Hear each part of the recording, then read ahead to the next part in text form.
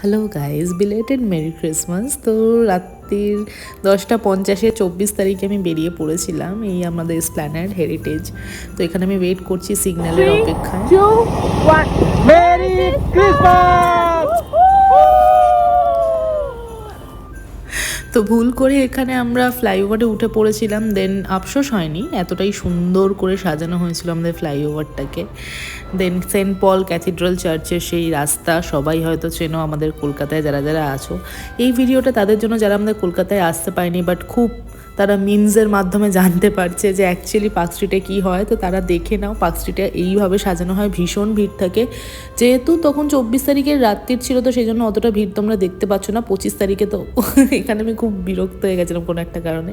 তো 25 তারিখের রাত্রে এখানে তোমরা হাঁটতে পারবে না, এতটাই ভিড় থাকে। সেই জন্য আমি আগের দিন রাত্রে গিয়ে লাইটিংটা দেখে নিয়েছিলাম। 25 তারিখ অলমোস্ট হয়েই গেছিলো, রাত্রির 12টা বেজে গেছিলো। তো ফাইনালি আমরা একটু হাঁটাহাঁটি করলাম অ্যালেন পার্কের কাছ থেকে গিয়ে। তারপর হাঁটাহাঁটি করতে করতে এই মাথার এইগুলো কিনেছিলাম। ডিনার করার শেষে মনে পড়লো আমি ভ্লগিং করছিলাম, তাই সেটারও একটা ফুটেজ নিয়ে নিয়েছি ছোট্ট। হাওড়া ব্রিজের ওপর দিয়ে যাচ্ছি, এখন রাত্রির বাজে 2:20। এখন না, মানে সেই সময় রাত্রির 2:20 বাজে। ভাবলাম একটু শ্রীরামপুর মিশ্রার দিকে যাই, কারণ শুনেছি ওখানকার ক্রিসমাসও ভালোভাবে সেলিব্রেটেড হয়। বাট আমি আনফর্চুনেটলি ওখানকার কোনো ফুটেজ নিতে পাইনি। ভিডিওটা কেমন লাগলো জানিও। Happy new year in advance. Bye bye.